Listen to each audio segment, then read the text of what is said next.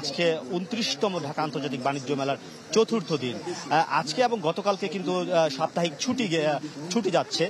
গতকালকেও কিন্তু এই মেলায় আসলে যে পরিমাণ ক্রেতা দর্শনার্থীর প্রত্যাশা করছিলেন বিক্রেতারা, সেই পরিমাণ প্রত্যাশিত দর্শনার্থী কিন্তু মেলায় আসেনি।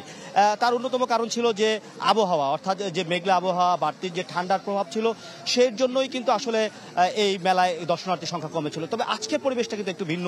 শুরুতে যেটা বলছিলেন, আজকে রৌদ্রোজ্জ্বল পরিবেশ, সব মিলিয়ে কিন্তু আমি এখানে দেখেছি যে মেলা যে ক্রেতা এবং দর্শনার্থীর সংখ্যা কিন্তু বেশ খানিকটা বেড়েছে গত কয়েকদিনের তুলনায়। আপনি নিশ্চয়ই দেখেছেন যে এখানে শিশু বাচ্চা থেকে শুরু করে পরিবার সবাই আসলে এসেছে এবং তারা এই মেলা উপভোগ করছে।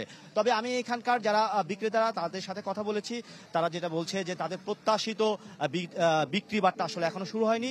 এখন যে দর্শনার্থী আসছে এই মেলায়, বিশেষ করে সাধারণ মানুষ যারা আসে, তারা মূলত দেখতে আসছে, তারা ঘুরতে আসছে এবং আসলে পরিবেশটা বোঝার চেষ্টা করছে।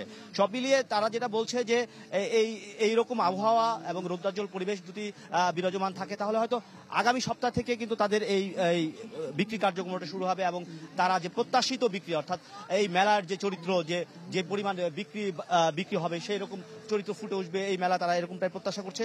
আরেকটি বিষয় জানিয়ে রাখতে চাই যে এই মেলায় প্রবেশ করতে হলে কিন্তু আপনার পূর্ণবয়স্ক, অর্থাৎ একজন পূর্ণবয়স্ক মানুষকে 50 টাকার টিকিট মূল্য ক্রয় করতে হবে। সাথে যদি আপনার সাথে শিশু বাচ্চা থাকে, তাহলে আপনাকে 25 টাকা আপনার টিকিট ক্রয় করতে হবে এবং এই টিকিট ক্রয়ের পরে আপনি মেলায় প্রবেশ করতে পারবেন। সব মিলিয়ে এইখানকার মেলার পরিবেশ অন্তত বিগত 3 দিনের তুলনায় একটু মেলার পরিবেশটা ফিরে এসেছে বলেই বলা যায়।